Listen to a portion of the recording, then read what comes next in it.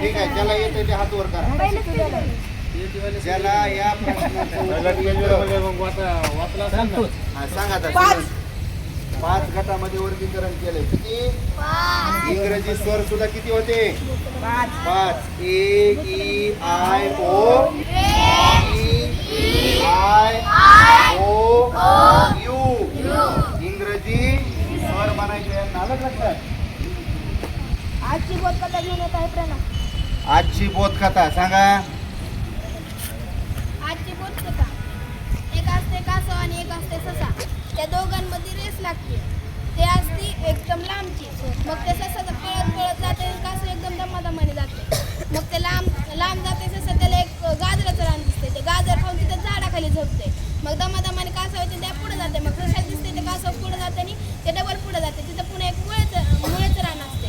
ती मुळा खाते आणि डबल झोपी जाते. मग पुन्हा आणि कासव येते, दमादमाने रेस जिंकायला जाते. ती पुन्हा सशाला दिसते.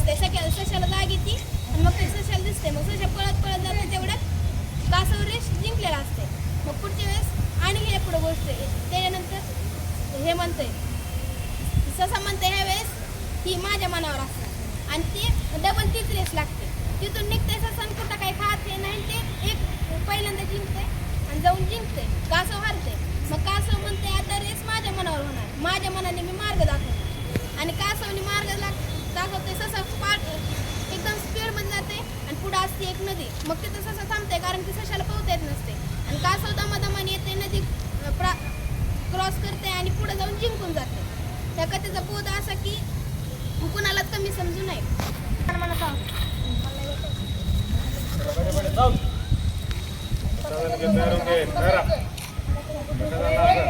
घातलेले असते सर्वांचे, डोळे मिटलेले आणि हाताचे.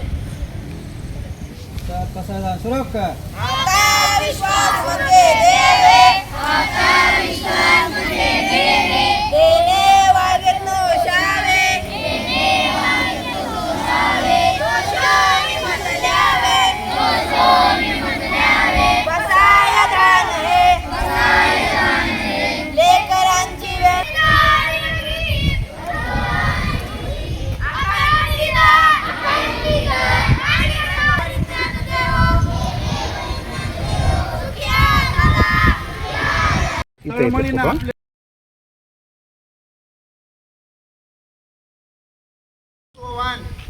महिला शिक्षिका आपल्या गायकवाड मॅडम सेवेचे 15 वर्ष पूर्ण केलेत.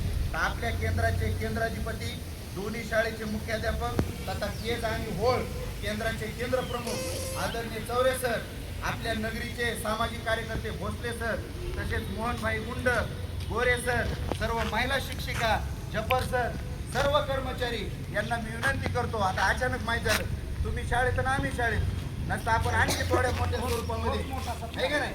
सर्वांच्या वतीनं, विद्यार्थ्यांच्या वतीनं मी सर्वांना विनंती करतो की मॅडमचं आजच्या या दिवशी सेवेची 15 वर्ष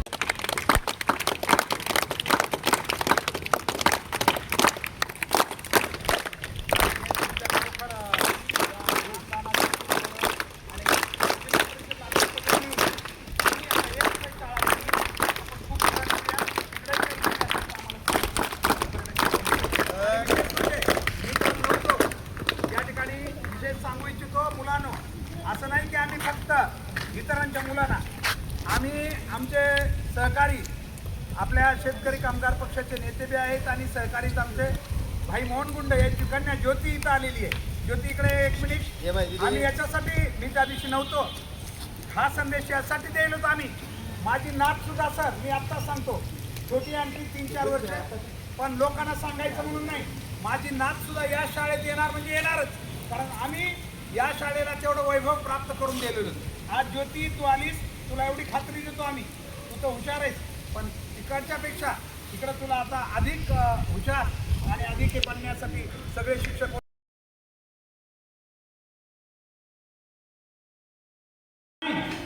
आहे ना. Page number 9. Here is talking about things. आपण वस्तूबद्दल बोलूया. Talking about things. आता इथे तुम्हाला दिसतात अनेक गोष्टी आहेत का, आणि त्याच्यासाठी काही शब्द दिलेले, यांना ऍडजेक्टिव्ह म्हणायचं, विशेषण.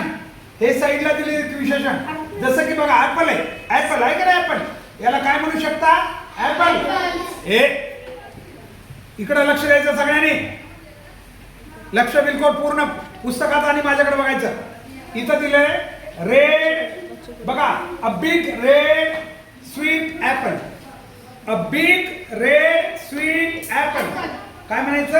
अ big red sweet apple. A big red sweet apple.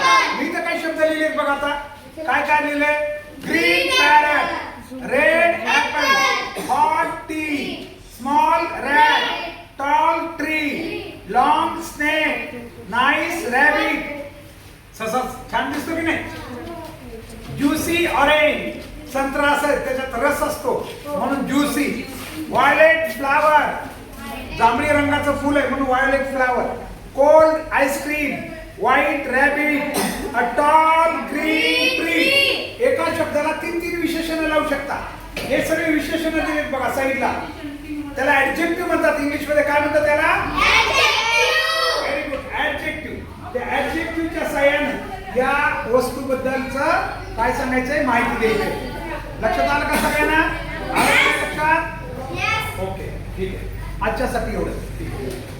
शाळेसाठी आता नवीन डिजिटल बोर्ड या ठिकाणी आपण घेऊन आलेलो आहेत, जे की लिहिण्यासाठी आता मुलांना थोडंसं वेगळेपण वाटेल.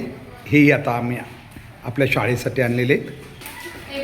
प्रत्येक वर्गात अशा प्रकारे आता हे बोर्ड बसतील आज.